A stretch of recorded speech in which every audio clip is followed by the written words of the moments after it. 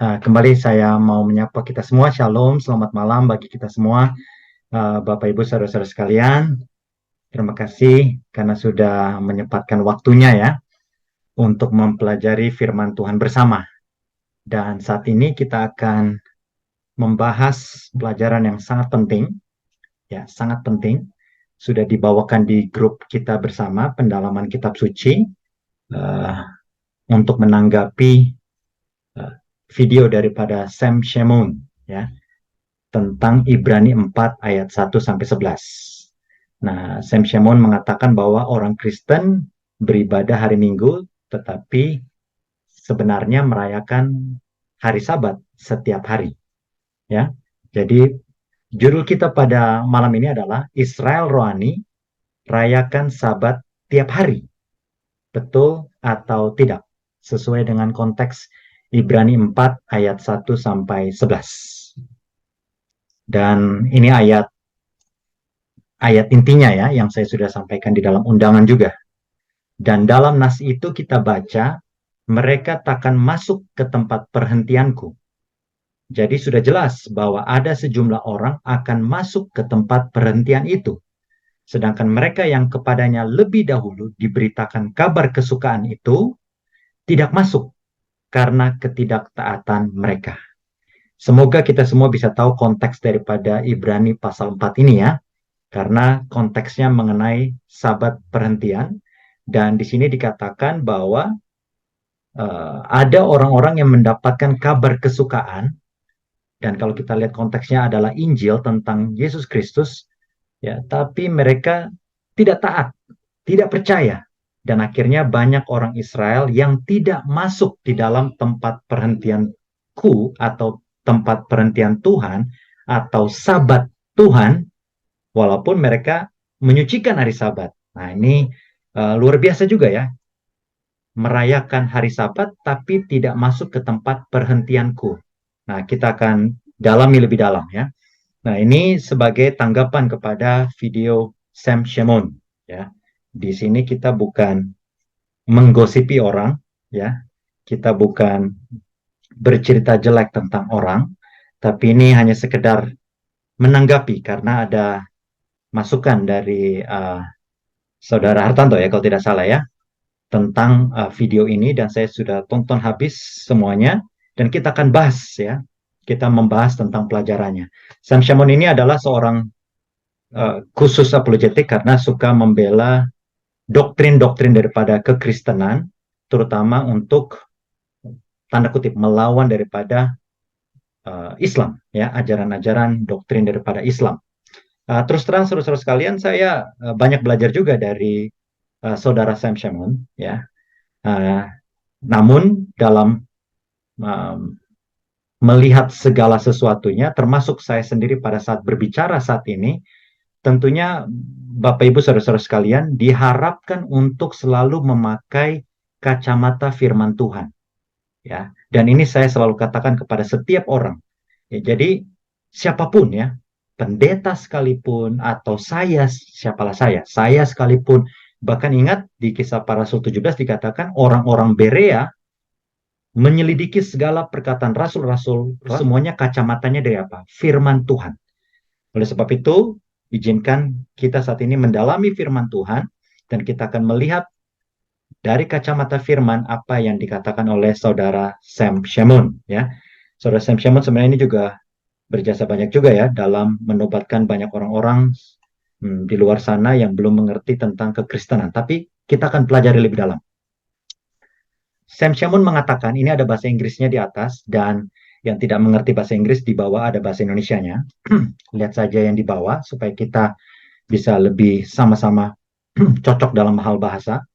Dikatakan, ada orang bertanya, "Hey Sam Shamoun," di dalam video yang tadi di sini ya, Why Christians Worship on Sunday. Sam Shamoun, saya bingung karena ada orang Advent, dikatakan di situ, ada orang Advent yang datang kepada saya dan mengatakan bahwa kalian tidak menyucikan hari Sabat yang benar. Hari Sabat yang benar adalah hari Sabtu. Kok kalian hari Minggu? Kurang lebih itu pertanyaan yang datang kepada Sam Shamoun seperti itu. Lalu Sam katakan ini, jangan gunakan argumen ini. Sabat sudah diubah menjadi hari Minggu. Karena nanti orang Advent akan bilang, tunjukkan sama saya dari perjanjian baru. Satu ayat yang mengatakan Sabat telah diubah jadi hari Minggu. Sehingga kita sekarang beribadah pada hari Minggu. Anda tidak akan menemukannya. Itu tidak ada dalam perjanjian baru. Buku yang sama, Kisah Para Rasul juga mengatakan bahwa mereka, para murid, juga beribadah di hari Sabat. Dan mereka juga memelihara hari Sabat. Jadi, kalau kalian gunakan argumen itu, wah, kalian pasti akan kalah. Ya. Nah, ini kata Sam Shamoun. Jadi, nanti video ini akan dirilis di YouTube. Jadi, orang-orang yang mengatakan bahwa Sabat telah dirubah kepada hari Minggu, ingat, Sam Shamoun menyadari hal itu dan dia juga sudah mengkonfirmasi bahwa tidak ada ayat di dalam perjanjian baru sekalipun yang sudah menyatakan Sabat sudah dirubah ke hari Minggu. Ya, jadi orang-orang di luar sana atau pendeta sekalipun yang mengatakan hal-hal tersebut, Sabat telah dirubah ke hari Minggu, seorang Sam Shamoun, seorang ahli debat yang suka ya berdebat dalam hal Alkitab melawan Al-Quran, dia sudah mengkonfirmasi bahwa tidak ada ayat dalam Alkitab yang mengatakan Sabat telah dirubah ke hari Minggu. Dan hal ini sangat-sangat benar. Ya, firman Tuhan atau Taurat Tuhan, termasuk hari Sabat, ya kita sudah pelajari 10 hukum, ya kita tahu sudah seharusnya ya orang Kristen mengetahui 10 hukum, tidak berubah dan tidak hilang. Makanya ada ayat Ibrani 13 ayat 8, Yesus Kristus tetap sama, baik kemarin maupun hari ini dan sampai selama-lamanya. Nah, Yesus Kristus itu apa? Yohanes 1 ayat 1 dan seterusnya kita tahu Yesus Kristus adalah firman. Ya kan? Firman yang menjadi manusia. Jadi firman Tuhan, Taurat Tuhan sama. Kemarin, hari ini, selama-lamanya. Mazmur 19 ayat 8 juga katakan Taurat Tuhan itu sempurna. Selalu saya katakan sempurna itu tidak perlu revisi, ya, tidak perlu editan. Sempurna. Ya, jadi ada yang mengatakan bahwa firman Tuhan sudah harus diupdate sekarang ini, ya, yang lalu kita lihat di dalam grup kita sampai katanya firman Tuhan itu mau direvisi sama AI, robot, luar biasa. Ya, seakan-akan robot itu lebih hebat daripada Tuhan. Itu tidak betul, ya. Tuhan kita terlalu sempurna dan firman-Nya itu juga sempurna. Oleh sebab itu tidak perlu revisi, tidak perlu berubah. Makanya Matius 5 ayat 17 dan 18 dikatakan, janganlah kamu menyangka bahwa aku datang untuk meniadakan hukum Taurat atau kitab para nabi. Aku datang bukan untuk meniadakannya, melainkan untuk menggenapinya. Ya, jadi Tuhan Yesus datang bukan untuk meniadakan hukum Taurat, ya, melainkan untuk menggenapinya. Sesungguhnya selama belum lenyap langit dan bumi ini, satu iota atau satu titik tidak akan ditiadakan dari hukum Taurat sebelum semuanya terjadi. Ya, jadi jelas ya apa yang dikatakan oleh seorang Sam Shamoun, Brother Sam, saya katakan Brother Sam ini betul sekali ya. Dia mengkonfirmasi bahwa tidak ada ayat yang menyatakan Sabat sudah dirubah ke hari Minggu. Ya, jadi sangat tepat sesuai dengan firman. Kita lanjut. Sam Shamoun juga berkata, nah kita lihat kembali bahasa Indonesianya di bawah, bahasa Inggris siapa yang bisa baca silakan, mengerti silakan. Ini perkataan kutipan langsung dari seorang Sam Shamoun. Dia katakan, kita memelihara Sabat, tapi kita tidak pelihara hari Sabat Israel. Kita memelihara hari Sabat Tuhan.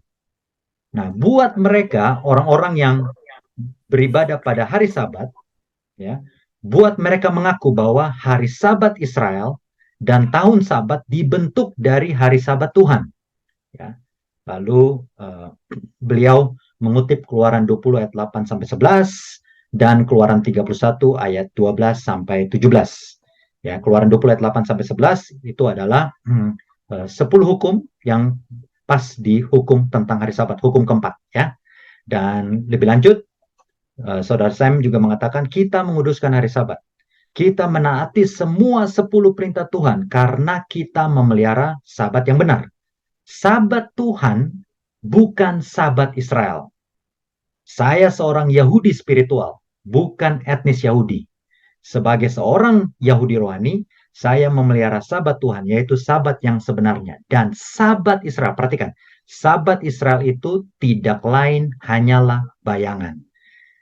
Itulah yang saya kutip dari perkataan Sam Shamoun. Ya.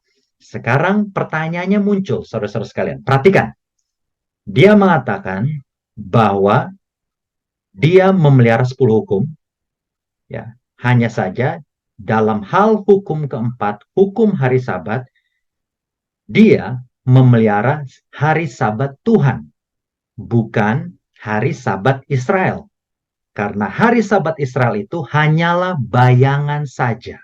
Ya, itu ada di dalam Kolose 2. Ya, kita sudah bahas itu minggu lalu kalau tidak salah ya. Ya, sekarang kita perhatikan ada pertanyaan yang muncul dari pernyataan Sam Shamoun. Pertanyaan pertama, hari Sabat tahunan merupakan cerminan dari Sabat Tuhan pada saat penciptaan? Karena Sam Shamoun mengatakan bahwa hari Sabat Israel dan tahun Sabat dibentuk dari hari Sabat Tuhan. Ya, saya berharap apa yang dikatakan oleh Sam Shamoun ini adalah tahun Sabat, yaitu tahun ke-7. Tapi jaga-jaga, just in case ya, yang dimaksudkan itu adalah Sabat tahunan. Makanya saya masukkan pernyataan ini, yaitu apakah Sabat tahunan merupakan cerminan dari Sabat Tuhan pada saat penciptaan? Dan pertanyaan kedua, apakah arti sebenarnya dari hari Sabat Tuhan dan hari Sabat Israel? Dan apakah perbedaan keduanya? Nah, pertanyaan ini yang akan kita jawab sesuai dengan pernyataan saudara Sam Shamoun. Seperti yang kita sudah pelajari ya, minggu lalu, dikatakan ada 2 macam Sabat. Ya, kalau kita baca dalam Alkitab ada 2 macam Sabat. Sabat mingguan dan Sabat tahunan. Sabat mingguan itu adalah hari ke-7. Kita sudah pelajari dengan lengkap ya. Tidak ada hubungannya dengan kurban. Karena itu diberikan bahkan sebelum manusia berdosa. Yaitu pada saat penciptaan. Ya, di dalam Kejadian pasal 2 ayat 1-3. Tidak ada hubungannya dengan kurban ya, saudara-saudara sekalian. Pastikan kita tahu persis tentang hal itu. Sedangkan Sabat tahunan atau Sabat pada waktu-waktu tertentu setiap tahunnya berhubungan erat dengan kurban, ya, karena diberikan setelah manusia berdosa. Hari Sabat dalam hukum Taurat ini yang dikutip oleh Sam Shamoun, dan kita sebagai orang Kristen harus tahu ini ya. Salah satu dari 10 hukum Tuhan, hukum tentang hari Sabat. Ingatlah dan kuduskanlah hari Sabat. 6 hari lamanya engkau akan bekerja dan melakukan segala pekerjaanmu. Tetapi hari ke-7 adalah hari Sabat Tuhanmu. Maka jangan melakukan sesuatu pekerjaan. Engkau atau anakmu laki-laki, atau anakmu perempuan, atau hambamu laki-laki, atau hambamu perempuan, atau hewanmu atau orang asing yang di tempat kediamanmu. Ayat 11, perhatikan Bapak Ibu Saudara-saudara sekalian. Sebab 6 hari lamanya Tuhan menjadikan langit dan bumi, laut dan segala isinya, dan ia berhenti pada hari ke-7. Itulah sebabnya Tuhan memberkati hari Sabat dan menguduskannya. Dan sesuai kata Sam Shamoun, bahwa hari Sabat di dalam hukum Taurat ini adalah cerminan daripada hari Sabat yang diberikan Tuhan sejak zaman penciptaan. Apakah itu betul? Lihat, hari Sabat dalam penciptaan. Kejadian 2 ayat 1-3. Demikianlah diselesaikan langit dan bumi dan segala isinya. Ketika Tuhan pada hari ke-7 telah menyelesaikan pekerjaan yang dibuatnya itu, berhentilah ia pada hari ke-7 dari segala pekerjaan yang telah dibuatnya itu. Lalu Tuhan memberkati hari ke-7 itu dan menguduskannya. Karena pada hari itulah ia berhenti dari segala pekerjaan penciptaan yang telah dibuatnya itu. Perhatikan kembali Keluaran 20 ayat 8-11. Ayat 11. Karena 6 hari lamanya, Tuhan menciptakan langit dan bumi, laut dan segala isinya, dan ia berhenti pada hari ke-7. Itulah sebabnya, ya, kita juga harus berhenti dan menguduskan hari Sabat sesuai dalam perintah hukum keempat tersebut. Ya, jadi betul sekali bahwa hari Sabat yang diberikan dalam loh batu yang ditulis dengan jari tangan Tuhan sendiri. Hari Sabat ini adalah cerminan langsung daripada yang sudah diberitakan atau dikabarkan atau difirmankan oleh Tuhan sendiri dalam Kejadian 2 ayat 1 sampai 3. Ya. Jadi betul sekali ya bahwa hari Sabat hari ketujuh itu adalah kopian ya atau model langsung daripada hari Sabat penciptaan. Itulah sebabnya Bapak Ibu Saudara-saudara sekalian, uh, hukum hari Sabat itu bukan baru keluar sejak zaman Musa. Kita harus tahu, ya. Itu sudah keluar dari zaman penciptaan.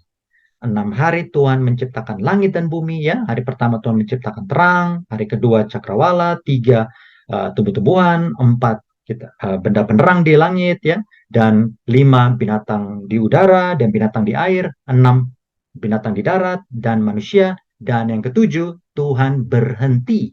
Sama persis konsepnya dengan Keluaran 20 ayat 8 sampai 11, yaitu hukum keempat. Karena dikatakan di sini 6 hari lamanya engkau akan bekerja, ayat 9, dan hari ketujuh engkau harus berhenti. Kenapa? Karena Tuhan pun berhenti pada saat menciptakan langit, bumi, laut, dan segala isinya. Ya, betul sekali yang dikatakan oleh saudara Sam Shamoun. Hanya saja kalau kita berbicara Sabat tahunan, ya ini adalah hari-hari raya orang Yahudi. Kita sudah pelajari bersama minggu lalu. Hari Sabat tahunan, setiap waktunya ini, yaitu hari Paskah, roti tidak beragi, hulu hasil Pentakosta, meniup serunai, pendamaian, dan pondok daun, setiap hari tersebut juga dikuduskan seperti layaknya hari Sabat. Perbedaannya adalah hari Sabat tahunan diberikan setelah manusia jatuh dalam dosa. Mengapa? Karena hari Sabat tahunan selalu melibatkan kurban. Kenapa harus ada kurban? Ibrani 9 ayat 22. Karena tanpa penumpahan darah tidak ada pengampunan. Ya, itulah sebabnya selama berabad-abad saudara-saudara sekalian, bangsa Israel atau anak-anak Tuhan semuanya selalu apa? Potong kurban, potong kurban. Tetapi pada saat Tuhan Yesus mati di kayu salib, kurban sesungguhnya itu sudah disembelih. Itulah sebabnya Rasul Paulus katakan, masakan dosa kita itu bisa dihapus oleh darah seekor domba? Tidak, itu hanyalah gambaran semata. Sebenarnya yang menghapus dosa kita semua bukanlah darah domba tersebut atau darah kurban tersebut yang adalah seekor binatang, tetapi darah Tuhan Yesus Kristus yang teramat mahal yang sudah menebus saudara-saudari dan saya. Kita lanjut, Bapak Ibu Saudara-saudara sekalian. Perbedaan Sabat mingguan dan Sabat tahunan. Ada beberapa banyak sebenarnya ya, tapi saya ambil 4 saja yang cukup berhubungan dengan pelajaran kita pada malam ini. Yang pertama, Sabat mingguan atau Sabat hari ketujuh ditetapkan saat penciptaan. Ya, kita sudah bahas bersama Kejadian 2 ayat 1 sampai 3. Sedangkan Sabat tahunan sesudah Sinai, ya. Keluaran 20 ayat 24. Sebelum itu, ya betul, ada potong kurban. Dari zaman Adam dan Hawa, kita tahu cerita Kain dan Habel, ya Yakub dan lain-lain, selalu ada potong kurban. Tetapi, prinsip Sabat tahunan, hari-hari tertentu di mana kita harus potong kurban, di situ baru ada sejak Sinai, ya, sesudah Sinai, ya, itu kita katakan sebagai Sabat tahunan. Ada Paskah dan lain-lain, ya. Paskah, hari raya pondok daun, meniup serunai, dan lain-lain, ya. Dan yang kedua, Sabat mingguan ditetapkan kembali sebelum ada dosa, sedangkan Sabat tahunan sesudah ada dosa. Sabat mingguan atau hari ketujuh untuk semua manusia. Nah ini, ya. Markus 2 ayat 27, Ibrani 4 ayat 9 dan 10. Oke, ini kebetulan saya sepertinya tidak sempat tulis. Adakah yang bisa mendapatkan ayat tersebut? Boleh membacakan atau kalau tidak saya akan cari. Markus 2 ayat 27. Ini kebetulan sangat penting supaya kita... Oke, saya dapat. Saya bacakan saja langsung ya. Markus 2 ayat 27. Lalu kata Yesus kepada mereka, hari Sabat diadakan untuk manusia dan bukan manusia untuk hari Sabat. Ya, kenapa saya katakan ini sangat penting? Karena hari Sabat bukan diciptakan untuk orang Israel atau untuk orang Yahudi saja. Hari Sabat sejak zaman penciptaan dari Kejadian pasal 2 belum ada orang Israel, saudara-saudara sekalian. Itu baru Adam dan Hawa yang notabene nenek moyang seluruh umat manusia. Dan hari Sabat sudah diberikan kepada mereka, itulah sebabnya hari Sabat untuk semua manusia. Sedangkan Sabat tahunan, hari Paskah, roti tidak beragi, ya, pondok daun, dan lain-lainnya itu untuk orang Israel. Di mana terdapat, banyak di perjanjian lama ya, kita bisa lihat ada banyak sekali ya, di dalam perjanjian lama. Tapi kalau hari Sabat mingguan, itu untuk semua manusia. Yang terakhir, Tuhan menyebut hari Sabat mingguan atau hari ketujuh itu apa? Hari Sabatku. Itu perbedaan besar, saudara-saudara sekalian. Saudara bisa baca di dalam Keluaran 31 ayat 13 dan Yeskiel 20 ayat 20. Keluaran 31 ayat 13, biar saya bacakan. Perhatikan. Berfirmanlah Tuhan kepada Musa, katakanlah kepada orang Israel, demikian, akan tetapi hari-hari Sabatku harus kamu pelihara, sebab itulah peringatan antara aku dan kamu turun-temurun, sehingga kamu mengetahui bahwa akulah Tuhan yang menguduskan kamu. Yeskiel 20 ayat 20 pun mengatakan hal yang serupa. Tuhan selalu menyebutkan hari Sabat mingguan, hari Sabatku. Sedangkan hari Sabat tahunan, ya, Tuhan katakan sebagai hari Sabatnya. Kita boleh lihat di dalam Hosea 2 ayat 11. Kalau ada yang bisa membacakan, boleh tolong bacakan. Langsung open mic saja. Kalau tidak, saya akan langsung bacakan. Saya sudah dapat ya. Hosea 2 ayat 11. Ya, kita bedah Alkitab ini bersama-sama ya, Bapak Ibu Saudara-saudara sekalian. Hosea 2 ayat 11. Aku akan menghentikan segala kegirangannya, hari rayanya, bulan barunya, dan hari sabatnya, dan segala perayaannya. Ya, terima kasih Saudari Merlian ya. Jadi dikatakan hari Sabatnya. Ya, hari Sabatnya, bukan hari Sabatku. Dan itu sudah dinubuatkan oleh Tuhan karena pada saat Yesus mati di kayu salib, Kolose 2 juga mengatakan, dan Brother Sam juga katakan bahwa hari Sabat itu adalah hanya bayangan saja. Kenapa? Ya seperti saya katakan tadi, di dalam Ibrani juga dikatakan bahwa Rasul Paulus katakan kita tidak bisa ditebus oleh darah seekor domba. Itu hanyalah bayangan saja daripada domba yang sesungguhnya ya. Kurban yang sesungguhnya yaitu Yesus Kristus yang sudah mati di kayu salib. Itulah sebabnya hari Sabat dibedakan hari Sabat mingguan dengan hari Sabat tahunan. Ya, hari Sabat mingguan dikatakan hari Sabatku, sedangkan hari Sabat tahunan dikatakan hari Sabatnya. Hari Sabat siapa ininya? Hari Sabat bagi orang Israel. Kita lanjut. Nah, ini pernyataan Saudara Sam kembali ya. Kita lihat bahasa Indonesianya ya. Di Kejadian 1, masing-masing harinya memiliki pagi dan petang. Tapi di hari ketujuh, hari Sabat, ada permulaan, tapi tidak ada akhir. Artinya Tuhan memasuki hari tersebut, tapi tidak mengakhirinya. Saat Tuhan masuk di hari Sabatnya terus berlangsung sampai kepada hari ini, dan terus berlangsung sampai akhir zaman, saat Yesus mengantarkan langit dan bumi yang baru. Sabat Tuhan adalah hari ini, Sabat Tuhan juga besok. Setiap hari adalah hari Sabat Tuhan karena dia memasuki hari Sabat. Itu sudah dimulai dan masih terus berlangsung. Dan kapan akan berakhir? Saat Yesus mengantarkan langit dan bumi yang baru. Itulah saat hari Sabat itu berakhir. Itu kata Sam Shamoun. Perhatikan, inilah yang dikatakan oleh Sam Shamoun. Dalam Kejadian 1 dan Kejadian 2, Bapak Ibu Saudara-saudara sekalian, kalau kita selidiki bahasa asli Alkitab, ini kita sudah bahas juga ya yang lalu, semua hari itu tidak ada nama ya. Jadilah petang, jadilah pagi, itulah hari pertama. Jadilah petang, jadilah pagi, itulah hari kedua ya. Nah, bahasa aslinya, bahasa Ibrani, Rishon, Sheni, Shlishi, Revi'i, ini artinya Kita bisa lihat di sini, arti literalnya, Rishon itu artinya pertama. Sheni artinya kedua. Shlishi artinya ketiga. Lihat urutannya semua. Nah, sampai ke hari Sabtu, ya, barulah ada nama, Syabat. Dan Syabat itu sendiri bukan artinya ketujuh. Ingat, setiap hari ada artinya. Satu, dua, pertama, kedua, ketiga, keempat, kelima, keenam. Tapi hari Sabtu itu dinamakan Syabat. Dan Syabat itu sendiri artinya beristirahat. Nah, ini interlinear Bible dari bahasa aslinya ya. Dari bahasa aslinya, lihat. Nah, kalau kita lihat di sini, hari ketujuh itu ini hasabi, tapi kalau istirahat, nah ini. Nah, ini dari kata Syabat itu bagi bahasa asli Alkitab Ibrani, dan orang saudara boleh tanya sama orang Yahudi, itu berasal akar katanya dari sini, beristirahat atau berhenti. Ya, inilah asal usul daripada hari Sabat.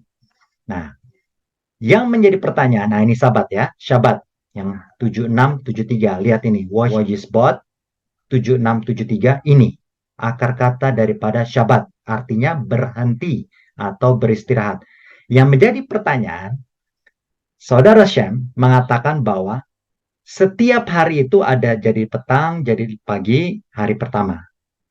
Hari kedua, Tuhan selesai menciptakan cakrawala, jadilah petang, jadilah pagi, itulah hari kedua.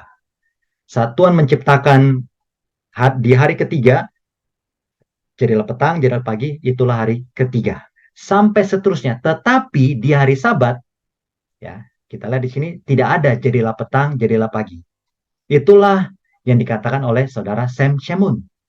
Tetapi saudara-saudara sekalian, nah kita lihat di sini ada kata bayom. Artinya yom itu artinya hari.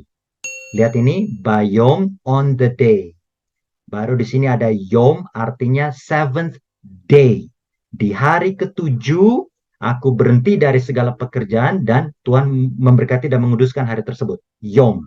Yom itu saudara-saudara sekalian, ini artinya.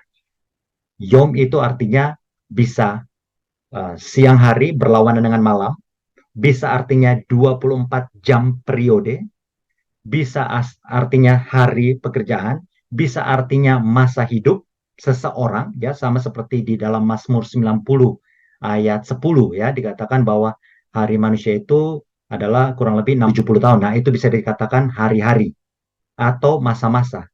Tetapi saudara-saudara sekalian, kalau kita menggali Alkitab, kita hubungkan satu perikop, jangan ambil satu ayat atau dua ayat itu saja. Tetapi dalam satu perikop, Kejadian pasal 1 dan sampai Kejadian 2 pasal 1 sampai 3, hari di situ adalah 24 jam periode. Ya. Ingat, hari di situ artinya 24 jam periode. Taunya dari mana? Kita lihat dari hari pertama. Jadilah petang, pagi. Petang, pagi. Membentuk 24 jam, jadilah satu hari. Dan itu berturut-turut, ada dia punya skema sampai di hari ketujuh. Dan itu juga bisa dibuktikan bahwa, nah ini sangat sangat bagus sekali kalau kita dalami, Bapak Ibu Saudara-saudara sekalian. Tidak ada buku pengetahuan manapun yang bisa mengungkapkan mengapa satu minggu sama dengan 7 hari. Tidak ada. Hanya kitab Taurat yang bisa membuktikan mengapa satu minggu sama dengan 7 hari. Ya, kitab Taurat itu adalah termasuk di dalamnya kitab Kejadian, ya, di dalam Alkitab yang kita pegang. Ya, artinya Bapak Ibu saudara-saudara sekalian, di dalam Kejadian pasal 1 sampai Kejadian 2 ayat 1 sampai 3, konsep hari yang ada di situ adalah 24 jam. Sehingga kita bisa memiliki 7 hari dalam sepekan. Minggu 24 jam, satu hari Senin 24 jam, satu hari Selasa 24 jam, Rabu, Kamis, Jumat, sampai hari Sabtu 24 jam, sehingga kita bisa kembali kepada hari pertama, tetapi sudah di minggu berikutnya, minggu kedua, lalu kemudian minggu ketiga, minggu keempat, dan seterusnya.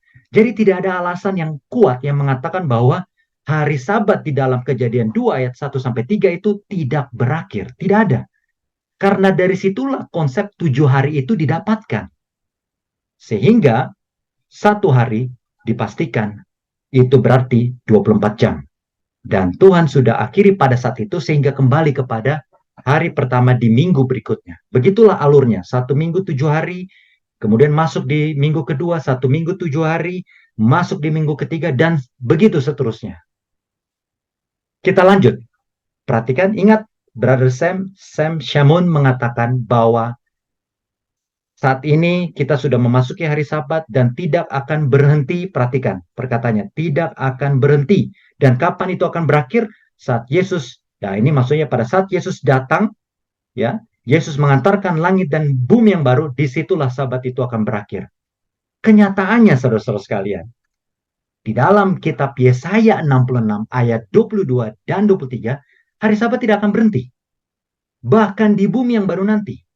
Perhatikan, sebab sama seperti langit yang baru dan bumi yang baru, yang akan kujadikan itu tinggal tetap di hadapanku, demikianlah firman Tuhan, demikianlah keturunanmu dan namamu akan tinggal tetap. Bulan berganti bulan, Sabat berganti Sabat, seluruh umat manusia akan datang untuk sujud menyembah di hadapanku. Firman Tuhan. Jadi konsep Sabat itu sendiri, Bapak Ibu Saudara sekalian, akan terus berlangsung selama-lamanya. Itulah sebabnya saya katakan 10 hukum itu eternal, eternity. Selama-lamanya. Tidak mungkin Tuhan tulis dengan jari tangannya sendiri, dan Tuhan tidak izinkan Musa untuk tulis di 2 loh batu yang baru, kalau itu hanya untuk sementara. Dan ini menggenapi bahwa Tuhan kita Yesus Kristus sama dulu, sekarang, dan selama-lamanya. Lebih lanjut ya, nanti kita akan masuk ke dalam ruang diskusi, kita akan pelajari lebih dalam. Sam Shamoun juga mengatakan, Anda yang telah percaya kepada Yesus Kristus, Anda telah memasuki peristirahatan Tuhan. Pada hari Anda percaya kepadanya, Tuhan sekarang mengundang Anda dan saya, kita semuanya, ayo masuk ke perhentianku, datanglah ke tempat perhentianku. Mari bersamaku dalam perhentianku. Lalu kita tanya, Tuhan bagaimana kita bisa masuk? Dengan percaya kepada Yesus, percaya kepada Yesus.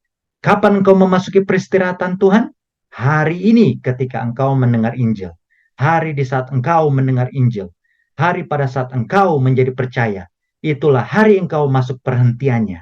Dan engkau tetap di dalamnya. Dan engkau tinggal di dalamnya sampai akhir zaman. Saudara-saudara sekalian, apa yang dikatakan oleh saudara Sam Shamoun ini, kalau saudara baca di dalam Ibrani pasal 4, ayat 1-11, inilah arti tertinggi daripada hari Sabat. Yaitu kita percaya kepada si pemberi hukum tersebut. Ya, itulah sebabnya kesalahan bangsa Israel karena mereka menyucikan hari Sabat, tapi mereka tidak memperhatikan si pemberi hukum, yaitu Sang Pencipta sendiri. Sehingga mereka menolak keselamatan di dalam Kristus Yesus.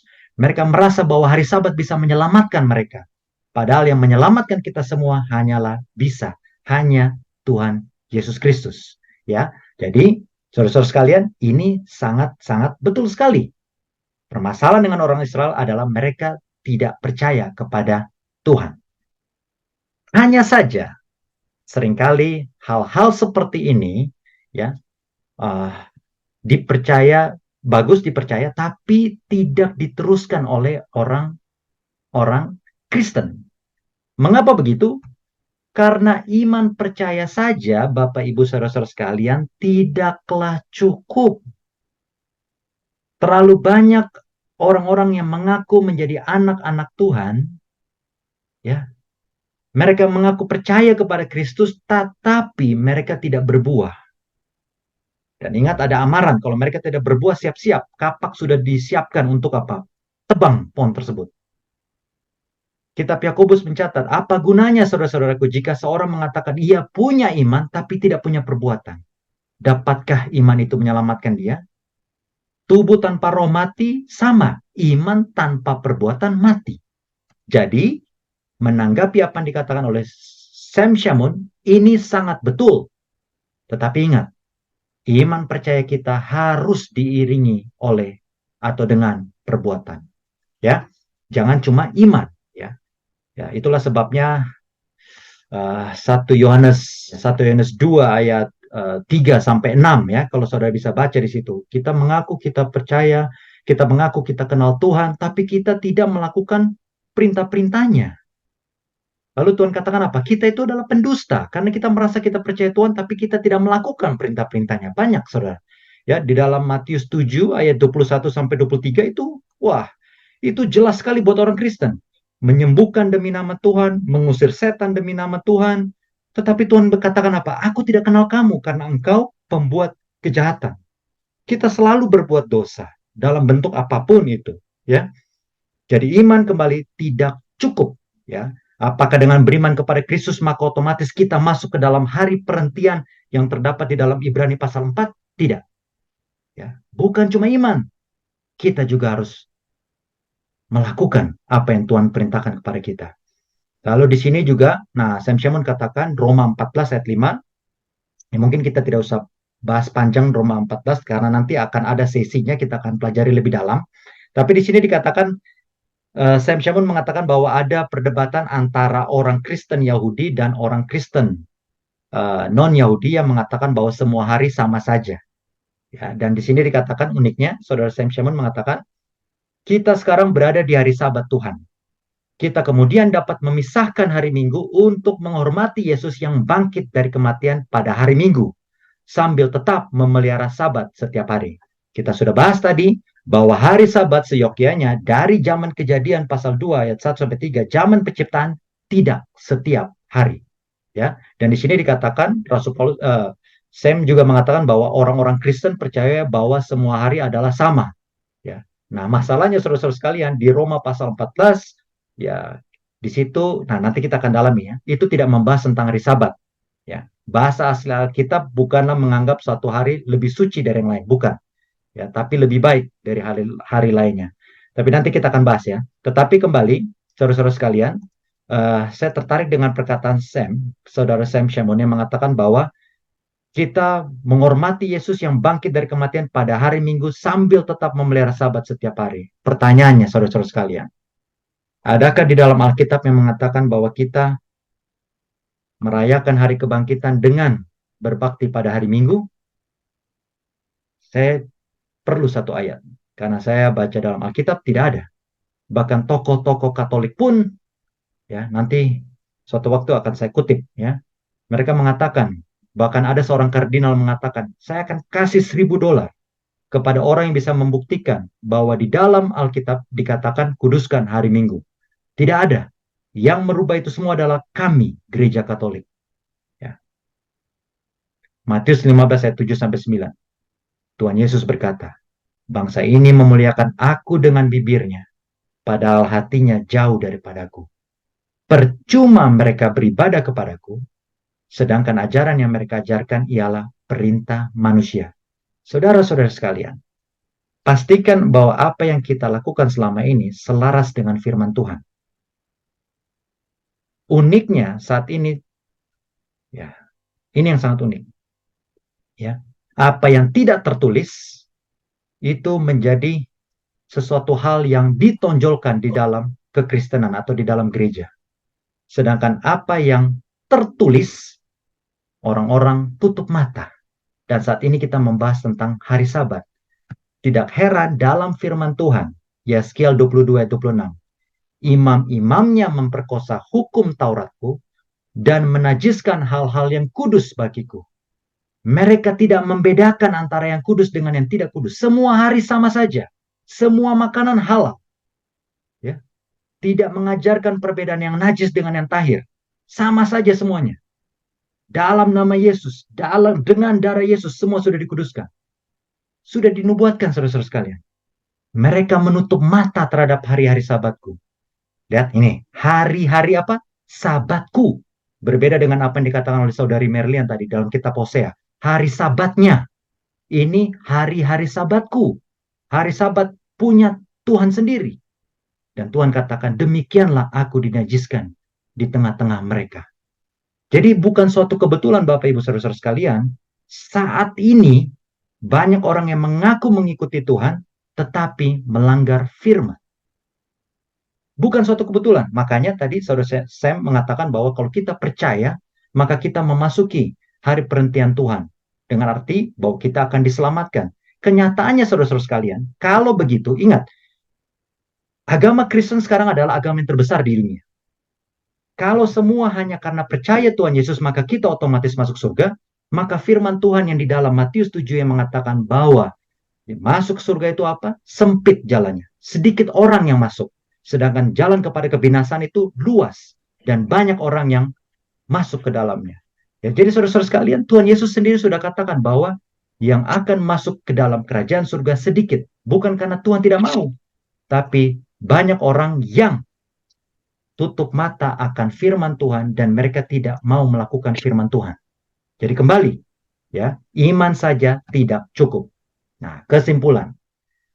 Sam Shamoun mengatakan bahwa kita orang Kristen memelihara sabat setiap hari karena kita telah memasuki sabat Tuhan yang sejati dengan iman di dalam Kristus. Jadi, saya adalah pemelihara sabat sejati, bukan orang Advent yang ingin kembali ke cara orang Yahudi memelihara sabat Yahudi. Saya memelihara sabat yang benar dan saya masih bisa beribadah pada hari Minggu karena itulah hari Tuhan mengalahkan kematian. Dan saya menghormati Tuhan yang menaklukkan kematian dengan merayakan hari itu untuk menghormatinya bersama saudara-saudara yang lain dalam Kristus. Saudara-saudara sekalian, kembali. Ya. Nah, ini saya bukan membela orang Advent ya. Kebetulan Sam Shamoun, kalau saudara lihat dalam videonya, dia mengatakan, saya bukan orang Advent yang memelihara sabat Yahudi dan lain-lain. Tapi saya menghimbau kita semua. Kita sekarang sudah tahu bahwa sabat Yahudi atau sabat Israel berbeda dengan sabatku, kata Tuhan. Ya, Tuhan mengatakan bahwa kita harus memelihara hari sabat, hari ketujuh. Masalah dengan orang Israel adalah mereka tidak percaya kepada sang pemberi hari sabat itu, yaitu Tuhan Yesus Kristus. Sedangkan itulah inti daripada hari sabat. Percuma kita berhari sabat, tetapi kita tidak mengakui kebesaran Tuhan, kita penuh dengan kekhawatiran, mungkin selama hari sabat kita memikirkan bisnis dan lain sebagainya, sehingga kita tidak benar-benar menguduskan hari sabat. Belum lagi ditambah, bila mana kita memelihara hari sabat, tapi kita tidak percaya kepada penebusan Tuhan Yesus Kristus. Kita berpikir bahwa hari sabat itulah, atau 10 hukum itulah, yang menyelamatkan kita. Padahal 10 hukum itu hanyalah cerminan bagi kita, supaya kita tahu dosa kita. Dan ingat, Roma 3 ayat 31, Roma 6 ayat 15 dikatakan, apakah dengan kasih karunia kami membatalkan hukum Taurat, kata Paulus. Jawabnya, tidak, sekali-kali tidak, malahan kami meneguhkannya. Kesimpulan dari pembelajaran kita malam ini, tidak ada satu ayat pun dalam Alkitab yang menyatakan sabat telah dirubah ke hari Minggu. Karena Yesus dan murid-murid pun memelihara sabat. Dan saudara Sam Shamoun juga sudah mengkonfirmasi tidak ada ayat tersebut. Ya. Yang kedua, sabat mingguan atau sabat hari ketujuh adalah sabat yang diberikan Tuhan bahkan sebelum manusia berdosa. Ya, dan mengenai sabat ini Tuhan merujuknya sebagai apa? Hari sabatku. Sabatku ini siapa? Hari sabat Tuhan. Ya, bukan hari sabat orang Yahudi, bukan hari sabat orang Advent atau siapapun itu. Ya. Yang ketiga, sabat tahunan atau sabat hari raya adalah sabat yang diberikan Tuhan setelah manusia berdosa dan melibatkan kurban, yang adalah bayangan saja dari kurban sesungguhnya, yaitu Yesus Kristus yang telah menebus kita semua dari dosa. Tuhan merujuk hari-hari sabat tersebut sebagai apa? Hari sabatnya, hari sabat Israel. Kesimpulan keempat, hari sabat, ini yang saya katakan tadi, adalah bukti kuat akan sang pencipta kita yang sudah menciptakan segala sesuatunya. Langit, bumi, laut, dan segala isinya. Itulah mengapa kita mendapatkan konsep 1 minggu sama dengan 7 hari. Tidak ada peristiwa alam apapun, saudara-saudara sekalian. Tidak ada. Ya.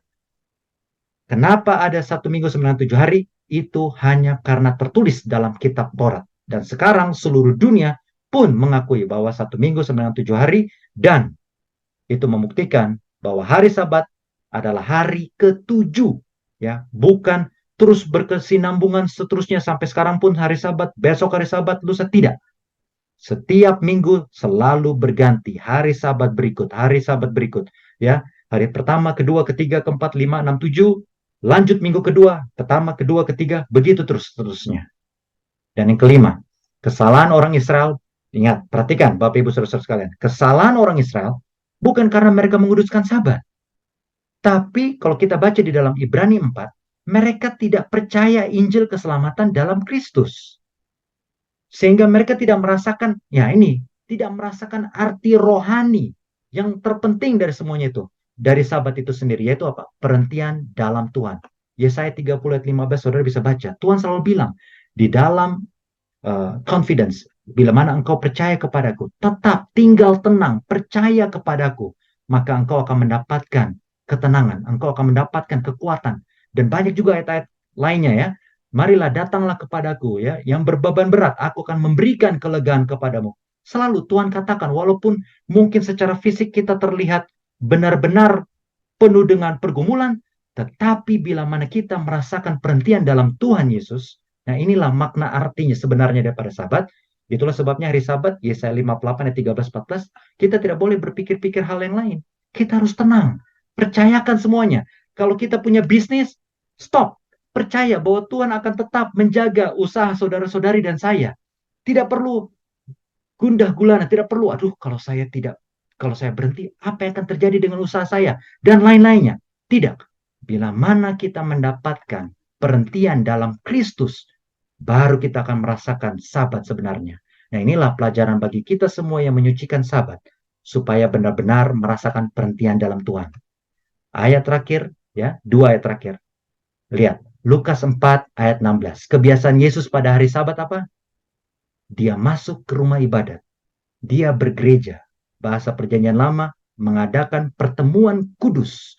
Dan sudah dikonfirmasi oleh saudara Syam sendiri bahwa di dalam kitab Kisah Para Rasul, semua rasul-rasul beribadah pada hari Sabat. Dan tantangan buat saudara-saudara sekalian dan saya.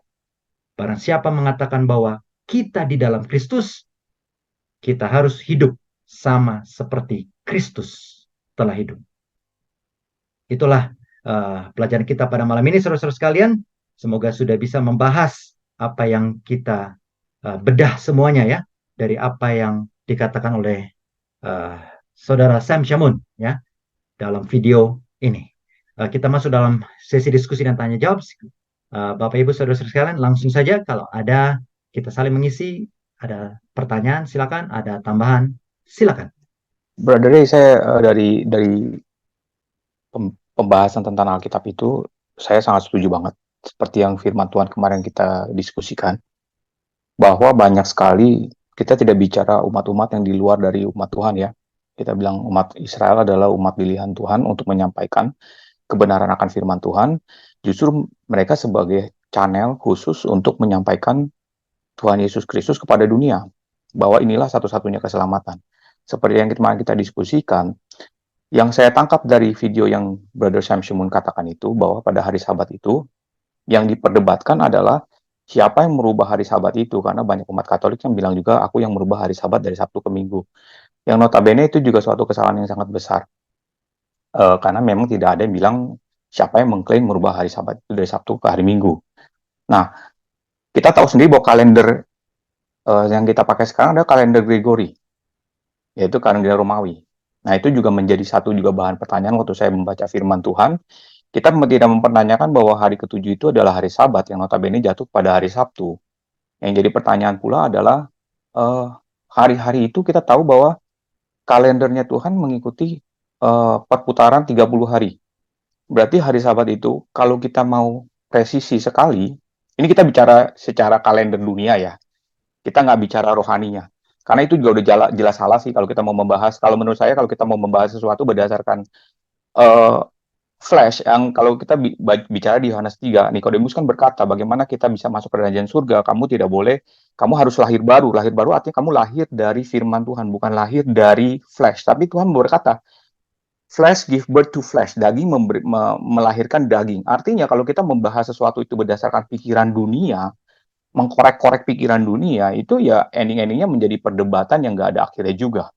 Yang akhirnya membuat kita menjadi tersesat. Contoh nih, kayak saya akan membahas misalnya, oke, kalau kita mau bicara secara presisi, sekarang kan ada 30, 31, betul kan? Sedangkan kalau kita lihat di kejadian 7 dan kejadian 8 pada saat Tuhan memberikan air bah, itu perhitungannya itu tepat 5 bulan. Itu ada tuh dari kejadian 7, mungkin saudara tahu ya. Sampai yang kejadian 8 di ayat yang pertama tuh, 3 pertama, itu kita jelas sekali bahwa itu 150 hari. Kalau kita bagi 30 hari, ketemu itu berarti 5 bulan. Berarti perhitungan kalender Tuhan itu sudah 30 hari. 30 hari kalau kita bilang Tuhan adalah Maha Kudus dan Maha Sempurna, perfect. Berarti hari Sabtu dan tanggalnya pun akan sama jatuhnya di setiap bulan. Kita bicara seperti itu. Ini kita bicara saya punya pikiran flash ya. Saya juga bingung dalam hal itu. Makanya saya nggak memperdebatkan ke sana, brother. Jadi kenapa saya nggak mau mengarahkan ke sana? Saya percaya hari Sabat adalah hari Sabtu.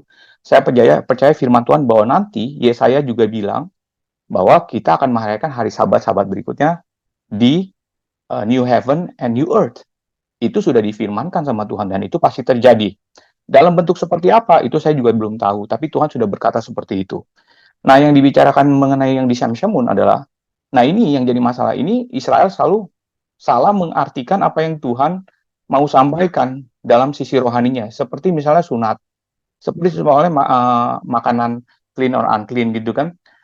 Seperti halnya hari Sabat. Padahal hari Sabat yang dibilang today di Ibrani 4 itu menyatakan bahwa ini terbuka bagi seluruh Gentile ataupun Yahudi yang belum percaya gitu loh. Konteksnya di situ. Berarti nggak ada nih, berarti kalau percaya sama Tuhan mesti hari Sabat, hari Sabtu. Bukan itu kan konteksnya gitu loh. Berarti everyday Tuhan membuka keselamatan buat mereka itu untuk percaya kepada Tuhan Yesus Kristus yang telah dikorbankan buat kita. Nah, itu yang saya tangkap. Jadi ini perdebatan ini sebenarnya adalah perdebatan kedagingan yang tidak mengarah kepada kerohaniannya itu loh. Nah, kalau kita lihat, ini juga terjadi pada saat sunat. Kalau kita bilang sunat, kita baca di Kisah Para Rasul 15, itu orang-orang yang bersunat bilang, kalau kamu mau masuk surga, kamu disunat, gitu loh kan. Nah, ini kan konteksnya jadi ngawur gitu loh. Apakah berarti semua orang bersunat, kita bicara mau orang Yahudi kayak orang Kristen ataupun orang Muslim, apakah mereka semua masuk surga kalau nggak percaya Tuhan Yesus? Nah, itu kan tidak gitu loh. Nah, mereka mengambil konteks bahwa Abraham disunat. Tapi dalam konteks Roma 4 sunat, itu Tuhan bilang, Abraham itu percaya mereka, maka tandanya adalah sunat, artinya sunat hati. Berarti Abraham percaya firman Tuhan, dialah sudah dibersihkan oleh firman Tuhan, berarti dia sudah disunat hatinya. Tetapi konteks umat Yahudi, mereka menangkap sunat, tambah gospel, then you go to heaven gitu. Nah, ini yang menjadi simpang siur nggak karu-karuan, ya sehingga pada akhirnya mereka menyalibkan Tuhan kita. Itu sih mungkin konteksnya seperti itu, brother. Terima kasih. Ya, terima kasih Brother Hartanto ya. Terima kasih.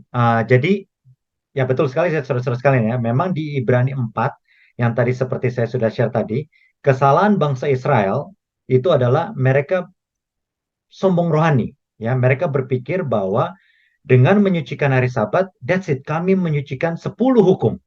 Tapi mereka tidak dapatkan intisari daripada hari Sabat itu sendiri, yaitu perhentian dalam Tuhan. Ya, mereka tidak mengakui Yesus Kristus. Mereka tidak mengakui bahwa ya kalau orang Islam masih percaya bahwa Yesus itu adalah nabi. Orang Yahudi sangat membenci siapa itu Yesus. Mereka tidak suka. Bagi mereka adalah pemberontak. Ya, itulah sebabnya di dalam kitab Perjanjian Baru ya, dalam kitab Injil juga dikatakan bahwa orang Yahudi ditolak sebagai bangsa. Ya, ditolak sebagai bangsa. Dan di dalam Ibrani 4 Rasul Paulus juga menekankan bahwa mereka menyucikan hari Sabat, tapi kalau kita baca konteksnya, nah ini di ayat intinya tadi ya. Nah ini, mana dia? Nah ini, mereka yang kepadanya sudah diberitakan kabar kesukaan itu, ya tidak masuk karena ketidaktaatan mereka. Ya, yang pertama tahu tentang juru selamat lahir itu adalah orang-orang lain, orang-orang Majus. Kita tahu ya pada saat mereka datang, gembala-gembala. Tapi ahli Taurat mereka semuanya tidak percaya bahwa Yesus itu adalah Mesias. Dan tadi saudara Tanto sudah katakan mengenai sunat. Mereka lebih percaya kepada lahiria bahwa sunat itu ya perjanjian Tuhan dengan melalui Abraham. Tapi mereka lupa bahwa yang terpenting dari semuanya itu adalah sunat hati. Makanya saudara-saudara sekalian, masalah dengan orang Israel itu adalah mereka tidak dapatkan intisari rohaninya itu. Mereka sombong rohani dan itulah sebabnya pada saat mereka sombong mereka jatuh karena mereka tidak mendapatkan perhentian sebenarnya yang ditawarkan oleh Tuhan kita. Itu ya saudara-saudara sekalian ya. Eh, ada tambahan yang lain mungkin atau pertanyaan? Dan tadi benar yang Saudara Tanto katakan ya, kalau kita baca Ibrani 4, ya itu konsepnya, yaitu dia orang Israel merasa bahwa mereka mereka lah yang selamat, orang luar itu tidak selamat, ya. Dan saya sudah pernah ketemu juga orang Israel langsung, dan mereka pun bersikap seperti itu. Mereka tahu saya ya seperti mereka Sabbath keeper, dan mereka bilang nggak usah kasih tahu ke orang lain because it belongs to us, don't tell other people, jangan kasih tahu ke orang-orang lain tentang hukum-hukum Tuhan. Ya, itu menurut saya tidak bisa seperti itu. Ya, Saudara Betul. Tanto, ada tambahan? Ya, Silakan. sedikit mungkin ya, Brother Ray. Kita ingat mengenai Rasul Petrus dan Cornelius. Ya, Itu mengenai makanan. Ya kan, sekarang makanan itu kan Rasul Petrus diturunkan tuh 3 kali visi tentang makanan. Yang bagaimana? kan Ya, Rasul Petrus diturunkan vision dari ya, langit tentang makanan-makanan yang nggak bersih kan, betul. Kisah yang kita para Rasul bilang 10. nggak Kisah para Rasul 10, betul, 10 ya. nggak halal. Nah, Tuhan bilang kan, jangan engkau bilang apa yang sudah aku bersihkan itu tidak bersih. Nah, sebenarnya kan Tuhan lagi mau bicara tentang Gentile yang sudah Tuhan bersihkan. Artinya Cornelius dan keluarganya itu sebelum dia dikunjungi oleh Rasul Petrus, dan notabene kan kita tahu Rasul Petrus itu adalah orang Yahudi, ya kan? Nah, Rasul Petrus sendiri tidak mengerti itu. Kenapa Tuhan bilang seperti itu? Rasul Petrus masih menganggap itu adalah makanan, gitu kan? Yang Tuhan maksud makanan itu adalah orang si Cornelius itu, si Gentile itu yang mereka anggap itu dia haram gitu loh. Kita tahu lah ceritanya di Markus 7 pun kan, waktu sebelum cerita di bawahnya kan, dia kan ada tradisi nyuci peralatan, nyuci tangan gitu kan, bukan untuk uh, kebersihan, tapi karena kalau dia bersentuhan dengan gentle, dia udah menganggap diri dia udah haram gitu kan. Iya, udah Nah, pada najis. saat Sudah betul najis sudah mereka, ya. najis. Nah, makanya di Matius 10 di kisah para rasul 10 yang waktu Rasul Petrus dikirim untuk bertemu dengan Cornelius, baru di situ Rasul Petrus mengerti bahwa Tuhan bilang yang sudah dibersihkan Tuhan, artinya Cornelius itu sudah percaya Tuhan, berarti dia sudah masuk ke dalam perhentiannya Tuhan, betul nggak, brother? Ya kan, dia dikuduskan, dia sudah percaya dengan Tuhan, dengan firman Tuhan itu sendiri, sehingga Tuhan mengutus rasulnya untuk menjelaskan lebih dalam tentang Tuhan Yesus Kristus. Nah, konteksnya sebenarnya itu bersambungan sih sebenarnya kalau menurut saya, brother. Itu kan, jadi Cornelius itu boleh kita bilang, Cornelius dan keluarganya itu sudah masuk ke dalam sahabat yang sesungguhnya Tuhan itu kan, begitu, brother, kira-kira ya. Oke, terima kasih. Ya, ya, brother. Jadi, brother Tanto. Jadi, ini saya bacakan saja ya, langsung ya. Jadi, kisah para rasul 10, ini ayat 1 dan 2 nih ya. Di Kaisarea ada seorang yang bernama Cornelius, seorang perwira pasukan yang disebut pasukan Italia. Berarti dia adalah bagian daripada orang luar, bukan orang Yahudi. Ayat 2-nya menariknya, saudara-saudara sekalian, kita semua nih. Ia saleh. Perhatikan. Dibilang ia saleh. Ia serta seisi rumahnya takut akan Tuhan, dan ia memberi banyak sedekah kepada umat Yahudi dan senantiasa berdoa kepada Tuhan. Jadi jangan ada dari antara kita yang berpikir bahwa, waduh, di luar kita ini semua neraka. Nah, itulah yang dipikirkan oleh orang Israel. Makanya betul yang saudara Tanto katakan. Saya percaya bahwa Cornelius ini masuk ke dalam hak perhentian Tuhan. Karena bayangkan loh saudara-saudara sekalian, Ayub dikatakan dia saleh. Cornelius juga dikatakan dia saleh. Luar biasa. Dan itulah sebabnya Petrus diutus. Tadinya Petrus mungkin tidak mau karena dia merasa dia orang Yahudi, ada kesombongan rohani, tapi Tuhan tegur. Ya, tapi walaupun berada Tanto, ya, kisah para rasul 10 ini sering dipakai oleh banyak orang untuk menghalalkan semua makanan ya. Tapi Betul. kita tahu konteksnya ya. Tapi intinya Bapak Ibu Saudara-saudara sekalian, bahwa dia masuk ke dalam perhentian dan dia bukan sekedar percaya. Nah, ini yang paling penting. Ya, tadi kita sudah bahas di dalam Yakobus ya, Yakobus 2 ayat 14-26. Dikatakan dia bukan cuma sekedar ada label saleh. Dan Tuhan tidak main-main kalau firman Tuhan bilang saleh dan sudah dikatakan dia takut Tuhan. Bayangkan, dia dikatakan dia takut Tuhan dan dia selalu berderma kepada orang-orang, ya pasti orang-orang susah di zaman itu. Jadi, ya itu, saya percaya kita harus ada iman, kita juga harus ada buah. Kalau tidak ada, siap-siap ditebang oleh Tuhan. Yang poin pentingnya adalah orang-orang Israel merasa ada perbuatan tapi tidak ada iman kepada Kristus. Nah, banyak juga orang Kristen zaman sekarang punya iman kepada Kristus tapi hampa, tidak ada perbuatan. Makanya Yesus bilang, Yohanes 14 ayat 15, kalau engkau benar-benar kasih aku, turuti segala perintah-perintahku. Nah itu ya, saudara-saudara sekalian. Nah ini ada pertanyaan dari saudari Catherine ya, kalau tidak salah saudari Catherine. Ada nggak sih orang Yahudi sekarang yang percaya Yesus? Nah, ya ini ya mungkin pertanyaan sederhana ya. Mungkin saya bisa katakan langsung saja ya bahwa ya sekarang puji Tuhan sudah ada ya. Sudah ada gerakannya walaupun mayoritas masih tidak percaya Tuhan Yesus. Dan lebih parah saudara-saudara sekalian. Kita harus doakan saudara-saudara kita di Timur Tengah sana ya, di daerah Israel juga terlebih khusus karena di situ Tuhan Yesus pernah ada, tapi sekarang lebih parah karena banyak yang bukan orang Yahudi lagi tapi ateis. Ya, makanya waktu beberapa tahun lalu kalau tidak salah sudah ada namanya eh, pernikahan massal gay ya. Padahal dalam kitab Taurat itu sangat, waduh, kalau kitab Taurat lebih ngeri ya. Imamat 18 ayat 22 kalau ada yang laki-laki dengan laki-laki rajam, hukum mati dan lain-lain ya. Tapi ya kita doakan ya. Tapi kalau ada pertanyaan ini, ada yang percaya ada, tapi sedikit ya. Ya, banyak yang terpanggil, sedikit yang terpilih. Itu sudah dinubuatkan ya. Jangankan orang Israel, orang Kristen sendiri pun begitu. Banyak yang terpanggil, sedikit yang terpilih. Silakan Bapak Ibu saudara-saudara sekalian yang lain mungkin adakah kira-kira ada pertanyaan nih dari saudara Lukman Hakim. Di dalam Al-Qur'an dinyatakan jangan melanggar peraturan hari Sabat untuk umat terdahulu. Surah An-Nisa 154. Tetapi untuk umat Islam kekudusan hari Sabat dipindahkan ke hari Jumat agar tidak menyamai. Nah ini berarti ini insight ya saudara Lukman ya. Ini masukan ya bahwa di dalam Al-Qur'an ada juga tulisan ya yang mengatakan jangan langgar hari Sabat ya untuk umat terdahulu, tapi untuk umat Islam kekudusan hari Sabat dipindahkan ke hari Jumat agar tidak menyamai. Nah, ini ya kebetulan saya juga sedikit pelajari sejarahnya ya. Jadi memang yang saya ketahui ya bahwa tadinya eh, apa ya, di dalam Al-Quran saya tahu ada juga tulisan bahwa kalau engkau melanggar hari Sabat engkau akan menjadi kera ya, menjadi monyet ya di dalam Al-Quran ya, dalam Al-Quran. Tapi konteks yang sangat menarik adalah eh, hari Sabat dipindahkan ke hari Jumat supaya tidak menyamai. Dan ya saya setuju sekali saudara Lukman karena saya juga pernah pelajari hal ini ya. Tadinya karena hari Sabat sendiri juga di dalam bahasa Arabnya itu berhubungan Timur Tengah semuanya sama sampai di bahasa Indonesia pun sama, makanya Sabtu. Nah, kebetulan tesis saya waktu di kuliah dulu tentang hari Sabat. Itu ada lebih dari 150 bahasa dunia ya. Kalau dari dunia linguistik itu hari ketujuh itu berhubungan dengan hari Sabat. Ya, Sabtu dari kata Sabat, Sabato, ya, baru Sabado.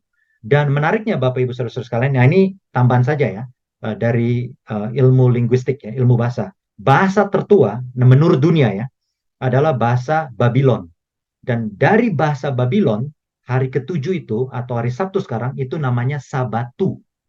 Ya, itu peninggalan ya. Nah, tapi di hari Jumat dipindahkan bukan hari Sabat lagi, tapi dipindahkan ke hari Jumat dan sudah dikonfirmasi oleh saudara Lukman ya, yang seorang Muslim dan itu jadi Jumat dari kata berjemaah. Nah, itu boleh di Google atau coba dicari tahu saudara Lukman juga ya. Karena untuk membedakan karena ini cuma sejarah saja ya saudara-saudara sekalian ya. Karena pada saat itu Nabi orang Islam, Nabi Muhammad mengatakan bahwa dia adalah nabi utusan Tuhan ya. Orang Yahudi tidak percaya ya, tidak percaya.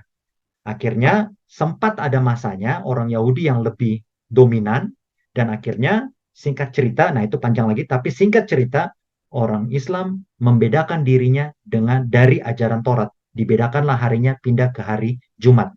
Makanya kalau saudara lihat khotbah dari Gus Nuril ya, seorang Islam NU, dia khotbah kalau tidak salah di gereja, kalau tidak salah ya, gereja di Betani atau apa di Surabaya dan ada yang bertanya, dia cerita bertanya di Jakarta, diceritakanlah dalam dakwahnya atau khotbahnya dikatakan kenapa Gus kok beribadah kok hari Jumat? Lalu dikatakan, loh, sampean yang sudah salah duluan. Sampean kan Kristen. Pertama Yahudi, lalu Kristen, baru Islam. Sampean sudah salah, kenapa berhari Minggu? Hari Sabat yang benar adalah hari Sabtu. Sampean salah, kita juga ikut salah. Jadi, ya itulah yang dikatakan oleh Gus Nuril. Nanti suatu saat saya akan taruh share videonya ya ke grup supaya kita bisa lihat sendiri dakwah atau khotbah langsung dari Gus Nuril. Jadi dia sendiri mengatakan bahwa sebenarnya Sabat itu hari Sabtu, tapi dipindahkan oleh orang Islam dari turun temurun ke hari Jumat, karena disitulah mereka berjemaah dan supaya tidak menyamai orang Yahudi. Itulah alasannya. Terima kasih Saudara Lukman ya, insight-nya ya. Ada lagi kira-kira yang mau menambahkan atau bertanya?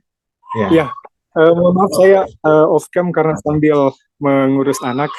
siap, Nah, siap. saya hanya mau merespon ya, tidak.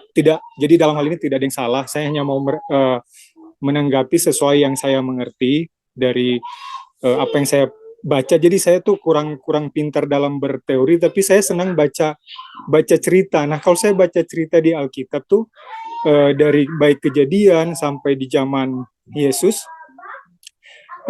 yang saya lihat di sana ada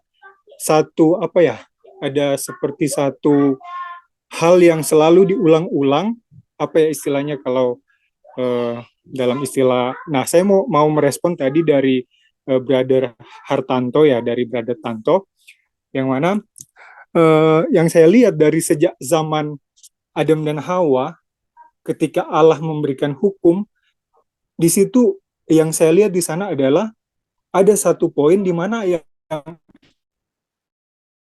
yang Allah mau tekankan adalah mengerti apa maksud diberikannya hukum itu kepada kita, tapi yang pasti demi kebaikan ya, Allah selalu memberikan demi kebaikan manusia itu.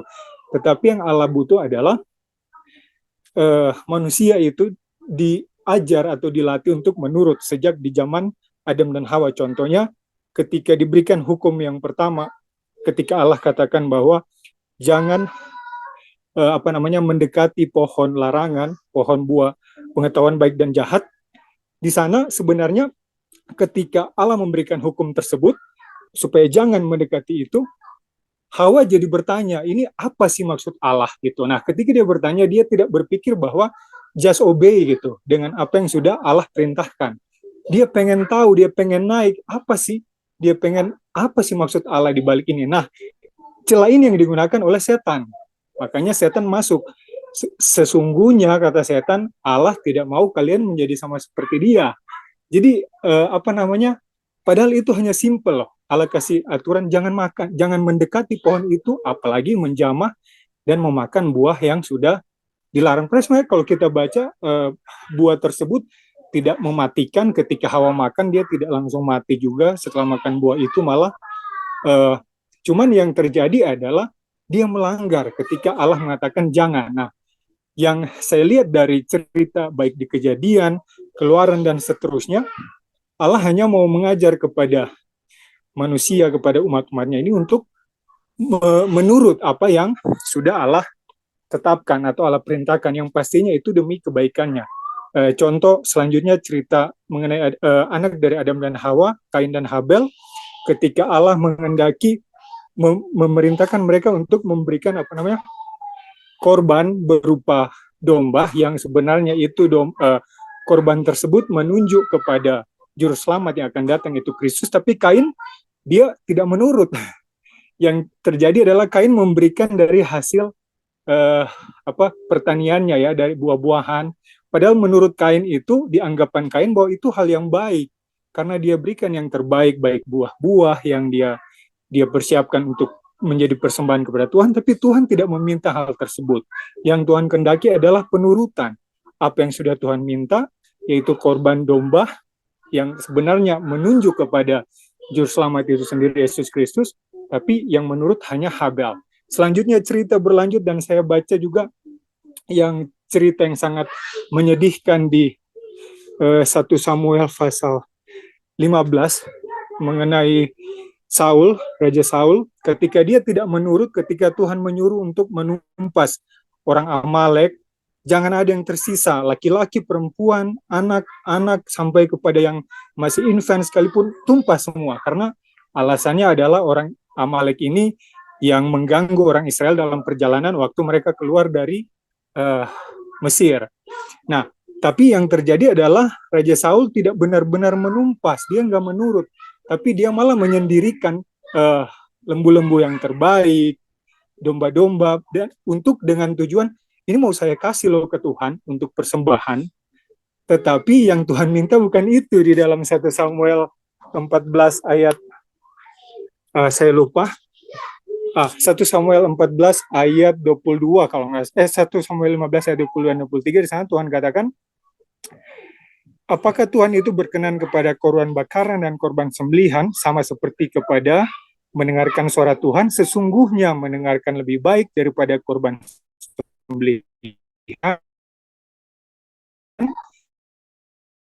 memperhatikan lebih baik daripada lemak domba-domba jantan. Sebab pendurhakaan adalah salah menolak firman Tuhan, maka ia telah menolak engkau sebagai raja. Jadi cerita yang saya dapat dari cerita ini juga adalah yang Tuhan kendaki adalah menurut aja gitu loh. Kamu si Saul contoh nggak benar-benar mengerti apa maksud Tuhan, tapi sebenarnya Tuhan sudah sampaikan maksud kenapa Amalek harus ditumpas. Nah, tapi dia nggak menurut. Selanjutnya datang juga contoh paling terakhir yang saya baca, ada banyak contoh ya mengenai penurutan walaupun mereka nggak benar-benar mengerti. Contohnya adalah anak Allah itu sendiri, Yesus Kristus. Ketika dia datang ke dunia ini, di dalam Yohanes dituliskan, Yohanes 6 ayat 38, di sana Yesus katakan, sebab aku telah turun dari sorga bukan untuk melakukan kehendakku, tetapi untuk melakukan kehendak Dia yang telah mengutus aku. Nah, jadi ada masih banyak ayat yang lain, tetapi intinya adalah bahkan Yesus anak Allah sendiri melakukan kehendak Bapa yang mengutus Dia, walaupun Dia sendiri nggak benar-benar ketika Dia menjalani perintah itu, tugas itu, bahkan sampai sebelum Dia mati di Taman Getsemani, Dia bergumul, ya Bapa kiranya lalukan cawan ini daripada aku. Artinya dia tidak sanggup melihat ada apa di balik cawan yang harus dia minum ini. Yesus tidak melihat ke depannya dia akan jadi seperti apa, karena benar-benar kegelapan dosa itu benar-benar menutupi dia sampai dia dalam pergumulan yang sangat berat, dia meneteskan keringat darah. Artinya itu pergumulan yang sangat luar biasa. Dia merasa keterpisahan antara dia dengan Bapa karena dosa-dosa dari manusia yang harus dia tanggung. Nah, dalam hal ini yang saya lihat, Yesus pun diajar untuk menurut aja apa yang sudah diperintahkan Bapa. Nah, mungkin aplikasi yang bisa saya berikan khusus untuk saya dan mungkin teman-teman yang ada, kita sebagai orang Kristen, namanya Kristen, pengikut Kristus, kita just obey apa yang Tuhan sudah perintahkan, walaupun kadang kita nggak benar mengerti ini sih Tuhan maksudnya. Ya semogalah kalau kita selamat seperti yang dikatakan tadi oleh Brother Tanto juga Brother Ren, kita nanti di surga lah kalau seandainya kita selamat, kita bertemu banyak hal yang kita tidak mengerti yang mungkin nanti kita tanyakan. Dan seperti yang sudah disampaikan tadi, bukan berarti mereka yang ada di luar sana dan mereka sudah pasti orang neraka ya, seperti Brother Ren bilang ya. Belum tentu juga kita yang sudah belajar mengenai Alkitab, mengenai Kristus, dan kita nggak tahu pasti. Tapi intinya kita tidak menghakimi baik saudara-saudara dari Muslim, saudara-saudara dari Kristen denominasi yang lain. Kita tidak menghakimi siapapun, tapi kalau kita bertemu di surga, ada banyak nanti hal-hal yang kita tidak mengerti di dunia yang kita bisa tanyakan. Tapi selama di dunia, ya kita mungkin yang Allah mau adalah kita dilatih saja untuk menurut apa yang sudah Allah perintahkan. Tapi itulah kita menyembah Dia dalam roh dan kebenaran. Kita juga dalam menyembah Allah harus dengan brothernya, harus dengan maksudnya di dalam pikiran yang benar. Tidak hanya kita dalam menyembah Dia sekedar tanpa mengerti apa-apa gitu. Jadi kita mempelajari tentang apa yang kehendak Allah dan kita melakukan apa yang Dia kehendaki. Mungkin itu sekedar tambahan singkat. Saya tidak menghakimi siapapun di sini. Saya menyampaikan apa yang saya bisa sampaikan. Terima kasih. Terima kasih banyak Bro Grady ya. Terima kasih banyak. Yaitu di dalam Yohanes 4 ya dikatakan kamu menyembah apa yang kamu tidak tahu, tapi kami menyembah apa yang kami tahu. Yesus katakan ya keselamatan datang dari orang Yahudi dan ya kita harus menyembah dalam roh dan kebenaran. Ya, ya ada Saudara Hartanto ada open mic ya. Ada mau ditambahkan lagi, Brother Hartanto mungkin? Eh, Ya. Tadi ya saya mendakapi sedikit ya. Ini memang saya baca juga mengenai ketaatan, tapi ketaatan itu kita juga melihat harus disertai dengan maturity ya. Karena kalau dibilang ketaatan, orang Yahudi boleh dibilang taat dalam titik tertentu, tapi dia nggak pernah mature dalam titik yang berikutnya. Seperti anak-anak kita aja. Anak-anak kita waktu masih kecil dia taat, dia harus taat dengan kita. Kalau nggak dia dipengaruhi oleh pengaruh luar yang notabene, tapi kan tidak bilang bahwa makna yang kita sampaikan waktu dia masih kecil itu punya meaning spiritual yang lebih yang akan kita ajarkan untuk pada saat dia dewasa nanti gitu loh. Dan Tuhan juga selalu bilang kita harus mature, mature, mature, dan mature. Itu satu titik. Yang kedua juga, ini saya sering juga mendengar bahwa kita jangan menghakimi. Ini menjadi satu topik yang juga menarik, Brother Rick, saya rasa. Kita memang tidak boleh menghakimi, tapi bukan tidak menghakimi dalam pikir. Kita tidak boleh menghakimi dalam pikiran kita sendiri. Tetapi yang menjadi pertanyaan, Tuhan sudah menghakimi. Firman Tuhan itu sudah menghakimi. Jadi pada saat kita menggunakan firman Tuhan, kita baca di Ibrani 4 bahwa firman Tuhan itu seperti pedang bermata dua. Pada saat kita mengucapkan firman Tuhan itu sendiri akan menghakimi kita dan orang yang mendengarkan firman itu Tuhan itu sendiri. Makanya kita nggak boleh bermegah di dalam diri kita karena kita tidak boleh menghakimi dengan pikiran kita sendiri. Tuhan akan menghakimi sesuai dengan apa yang kita hakimi orang lain itu dengan pikiran kita. Tetapi kalau kita membaca firman Tuhan, sekarang soalnya jadi Kristen itu ya I accept everything gitu. Ya itu jadi nggak immature juga. Karena kalau kita menerima segala sesuatu, ya berarti kita juga mereject apa yang Tuhan bilang. Itu ada banyak sisi-sisi yang banyak harus kita pelajari sih, I think gitu. Terima kasih. Ya, terima kasih Brother Hartanto. Nah, itu tambahan yang sangat bagus ya dari Brother Grady dan Brother Hartanto. Jadi, memang saudara-saudara sekalian, kalau kita baca dalam kitab Wahyu ya, Wahyu 14 ayat 12, sebelum kedatangan Yesus, Tuhan Yesus, ya, dikatakan bahwa umat-umat sisa itu memiliki dua ciri ya, yaitu apa? Keep the commandments. Mereka melakukan perintah-perintah Tuhan, ya, hukum-hukum Tuhan, dan memiliki kesaksian akan Yesus. Ya, jadi penurutan itu sangat penting. Kain mungkin tidak mengerti kenapa harus domba. Ya, sudah disingkapkan di Perjanjian Baru bahwa tanpa penumpahan darah tidak ada penebusan. Tapi harusnya dia percaya saja, lakukan saja, ya kan?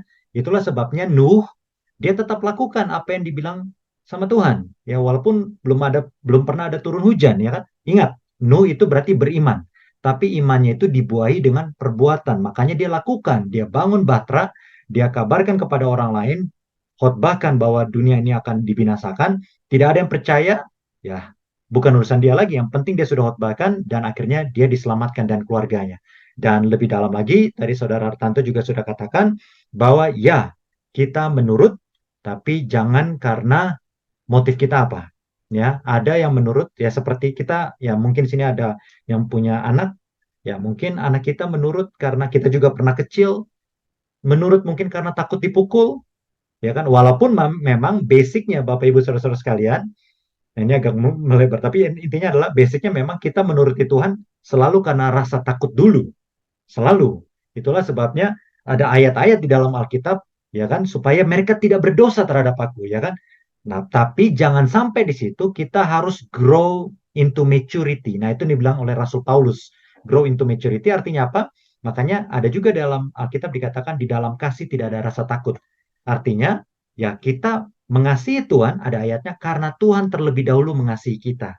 Nah, itulah yang kita semakin dewasa. Tapi kenyataannya Bapak Ibu Saudara-saudara sekalian, sudah dinubuatkan dalam Alkitab, Rasul Paulus katakan, kalian tuh harusnya sudah bisa makan makanan keras.